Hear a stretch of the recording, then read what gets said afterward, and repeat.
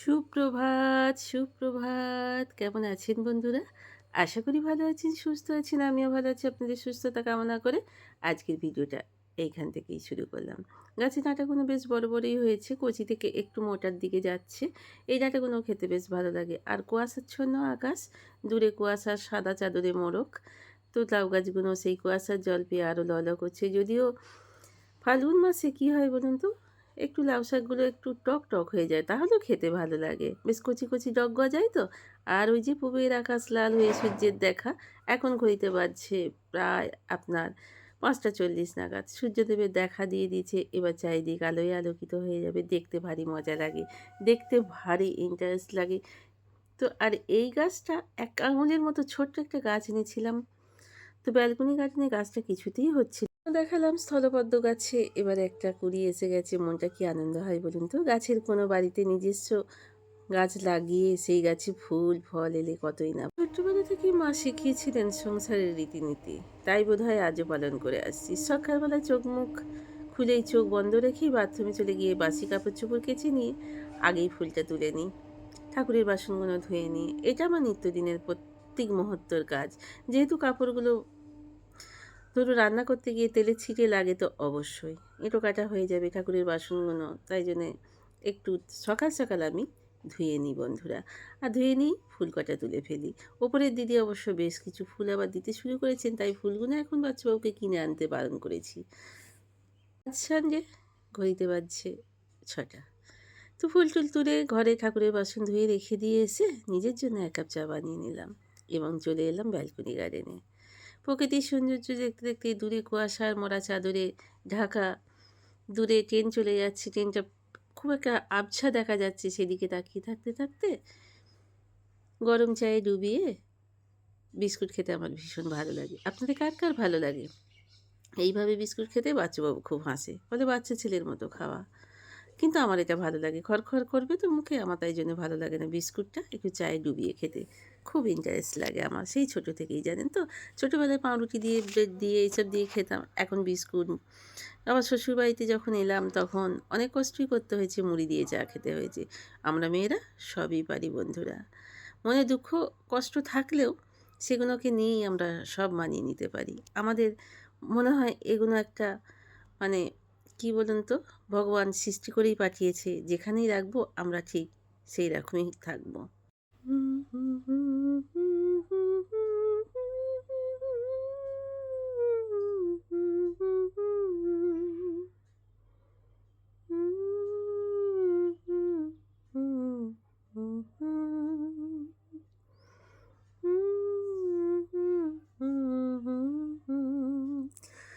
আমার ভীষণ প্রিয় পছন্দের গান, প্লিজ কপিরাইট দেবেন না।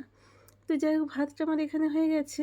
বাচ্চাবাবুর অফিস নেই, বাবা আসবেন আজকে বাবার একটা কাজে।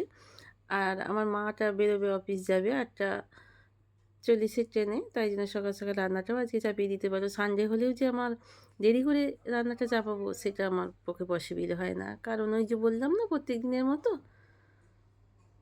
তাই বুকে রক্ত জল করে তিলে তিলে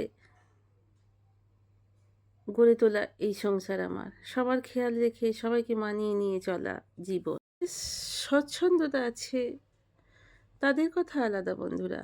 আর আমরা যারা বহু কষ্ট করে বাঁশ কেটে সেই কাঁচা বাঁশ গুছিয়ে নিজের সংসারটাকে সুন্দর করে, যাতে গ্যাস 1 মাসের জায়গায় 2 মাস চলে, 2 মাসের জায়গায় 3 মাস চলে, করতে করতে কখন দেখি নিজের প্রতি খেয়ালটাই চলে যায়।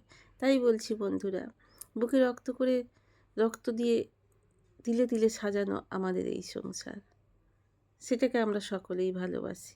আর বাড়ির মানুষগুলোকে, স্বামী সন্তানকে অপরিসীম ভালোবাসা দিয়ে গড়ে তুলি এই সুন্দর সংসার। তো চলুন বন্ধুরা, এবার চা দেওয়ার পালা। বাবিটাকে এবার ডেকে তুলবো, ও শুয়ে আছে। আর বাচ্চুবাবুকেও বিছানাতে চাটা দিয়ে দেব। তো চলুন বন্ধুরা, এবার বাচ্চুবাবুকেও ঘরের ভেতরে, মশারির ভেতরে ওকে চাটা দিয়ে দিলাম। আলোটা এক হাতে ধরে আছি, আমি দাদা এক হাতে ফোনটা ধরে আছি বলে আলোটা জ্বালতে একটু দেরি হয়ে গেল। তো চলুন ওকেও চাটা দিয়ে দিলাম। বেশ করে মশলাটাকে কষিয়ে নিচ্ছি। মাছের মাথাটাকে ভালো করে ভেজে দিয়ে দিয়েছি, এদিকেও মাছটাও ভাজতে দিয়ে দিয়েছি। তো মাছটা ঝাল করব। এখন এক পিস মাছ ভাজতে বাকি আছে, কারণ কারণ বাটা মাছটা আমি খাবো। আর একটা মাছের মাথা রেখে দিয়েছি, ওটা দিয়ে একটু চচ্চড়ি করব লাউ পালং শাকের। তো চলুন একটা সিটি দিয়ে, বাঁধাকপিটা এখন অসময়ে বেশ খেতে ভালো লাগছে জানেন তো। বাঁধাকপিটাকে একটু সিদ্ধ করে নিয়েছি একটু নুন দিয়ে, আর মশলাটাকে একেবারে করে নিলাম, করে নিয়ে মাছের মাথাটাও ভেজে নিয়েছি, দিয়ে এইবার সুন্দর করে বাঁধাকপিটা একটু করে নেবো উপর থেকে। আমার হোমমেড যে গরম মশলা আছে সেটা একটু ছড়িয়ে দেবো, ধনিয়া পাতা তো অবশ্যই দিয়ে দিয়েছি। তো চলুন তরকারিটা শেষ করে ফেলি। তো বন্ধুরা আমার ভিডিও জুড়ে রয়েছেন সকলকে আমার অনেক অনেক অনুরোধ রইল, অনেক অনেক রিকোয়েস্ট রইল আমার ভিডিওটা জুড়ে থাকার জন্য। তো প্লিজ বন্ধুরা, আমার অনেক দিনের ভিডিও এটা করছি, আমি অনেক প্রতিবন্ধকতা কাটিয়ে প্রায় বারেই আমি ভিডিও করে যাই, কিন্তু কি বলুন তো, বেশ কিছুদিন ধরে ভিউজ হচ্ছে না, সাবস্ক্রাইব হচ্ছে না, কেন সেটা আমি জানি না। তো যেসব বন্ধুরা আমার সাথে আছেন, পাশে আছেন, আমার ভিডিও দেখেন, আমি ডেইলি ব্লগ করি আপনারা জানেন। সেই ডেইলি ব্লগেও আপনারা অনেকেই আমার ভালোবাসা দিচ্ছেন ঢের সারি। আপনারা সবাই ভালো থাকুন, সুস্থ থাকুন, নতুন বন্ধুদেরকে সাবস্ক্রাইব করে পাশে থাকুন। আর পুরনো বন্ধুদের তো অসংখ্য অসংখ্য ধন্যবাদ আমার পাশে থাকার জন্য। বন্ধুরা, নিজের জন্য একটু পাস্তা বানিয়ে নিলাম। তো মাছের মাথা দিয়ে ওই যে চচ্চড়িটা লাউ পালং শাকে ঘরেতেই ছিল, লাউ শাকের কয়েকটা ডাঁটা, একটু পালং শাক, সেটাকে দিয়ে বেশ করে একটু চচ্চড়ি। আর হ্যাঁ, আপনারা দেখলেন আমি একটু বেসন দিলাম। আপনারা জানেন যে উত্তর ভারতীয় মানুষরা বেসনের মানে বেসন তরকারিতে দেওয়া এটা অনেকেই খুব করেন, আর তাতে বেশ সুন্দর মাখা মাখা হয়, গ্রেভি গ্রেভি হয়, বেশ টেস্টি টেস্টি বেসন দিলে। আগেকার দিনে মা ঠাকুমারা বেসনের বড়া দিতেন চচ্চড়িতে।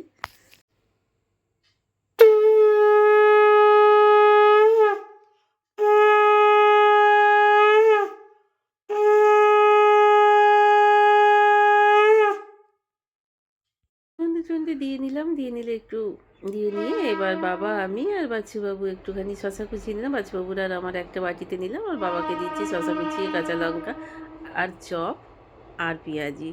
তো আজকে সন্ধেবেলার এটাই টিফিন। তো চলুন বন্ধুরা, বাবা, আমি আর বাচ্চুবাবু মিলে জমিয়ে টিফিনটা করে নিই। এটা ইচ্ছে করলো আজকে যেহেতু সানডে, তো সেই হেতু একটু গিলি মেটে খাবে, তাই বেশি পাওয়া যায়নি, 300 গ্রাম মতো পাওয়া গেছে। তাই আমি একটু তেলেতে গোটা জিরে ফোড়ন দিয়ে দিয়েছি, এদিকে ভাতটাও চাপিয়ে দিয়েছি, আর দিয়ে দিচ্ছি গোটা পেঁয়াজ আর কাটা পেঁয়াজও, আর আদা রসুন কাঁচা লঙ্কা, একটু কাশ্মীরি কাঁচা লঙ্কা, তার পেস্ট একটু দিয়ে দিয়েছি। তো একটু ক্যামেরাটা চলে যাচ্ছে এক হাতে করা বলে। তো নুন হলুদ সবই দিয়ে দিয়েছি, গোটা পেঁয়াজও দিয়ে দিয়েছি, খেতে ভীষণই ভালো লাগে। তো চলুন একটু ভাজা ভাজা তেল তেল মতো রান্নাটা করব। চলুন বন্ধুরা, খাওয়া দাওয়া পর্ব সব শেষ হয়ে গেছে। ঘড়িতে রাজেশ খান্না মমতাজের আপকি কসম বইটা হচ্ছে।